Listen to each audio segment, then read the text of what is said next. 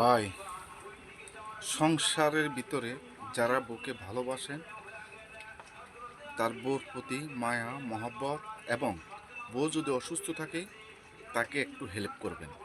কথা হচ্ছে বুঝছেন ভাই, সারা জীবন তো সে আমাদের প্রতি হাড়া খেজমত সব দিকে দিই সে করছিল, আমাদের বিপদে আপদে যা এক পায়ে খারাপ ছিল। কিন্তু গাইজ আমার ওয়াইফ অসুস্থতার কারণে আজ আমি তাকে সহযোগিতা করতেছি এবং কি আমি রান্না করতে আছি। দেখেন, আমি আপনাদেরকে দেখাইতেছি। দেখেন, আমি রান্না করতে আছি। তাই আপনারা যে হোক ভাই, একজন সেই তো নারী, তার তো একটা শরীর সুস্থতা আছে, অসুস্থতা আছে। আমরা তো তাকে একটু সাহায্য সহযোগিতা করণ লাগে।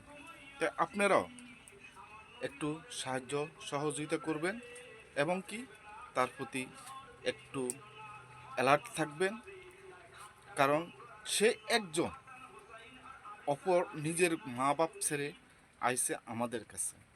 তা আমরা যদি তাকে যদি একটু হেল্প যদি না করি, আমরা স্বামী হইয়া যদি তার বিপদ আপদটা যদি না দেখি, তাহলে আল্লাহ পাক কাছে আমরা কি জবাবটা দেব বলেন?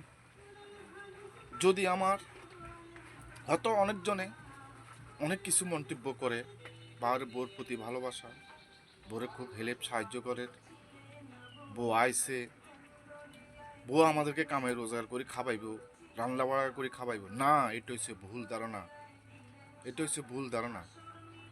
কথা হচ্ছে বুঝছেন? যারা বউদেরকে ভালোবাসেন, যারা বউদেরকে ভালোবাসেন না তাদেরকে ভালোবাসতে চেষ্টা করে। যার ওয়াইফ অসুস্থ আছে তাদের তাদেরকে একটু সাহায্য সহযোগিতা করেন এবং যে কাম সে করতে পারতেছে না, আপনি যদি বাসায় যদি থাকেন তাকে একটু সাহায্য করবেন, তাকে একটু সাহায্য করবেন। আল্লাহ খুশি হবে আপনার প্রতি, আপনার ওয়াইফও খুশি থাকবে আপনার প্রতি। কথা আছে বুঝছেন? ভাই, ধুমা চোখে খুব আপনাদেরকে তাকাইতে আমারও খুব কষ্ট হয়ে যেতেছে। কথা আছে বুঝছেন? তাই একটু দেখবেন, তাদের প্রতি একটু দেখবেন। কথা আছে বুঝছেন? এই দেখেন, আমি রান্না করতে আছি, মাছ দিয়ে আলু দিয়ে রান্না করতে আছি, ভাত ফাঁকাইতে আছি। কথা আছে বুঝছেন? তো কী করবো, সবাই আমাদের জন্য দোয়া করবেন।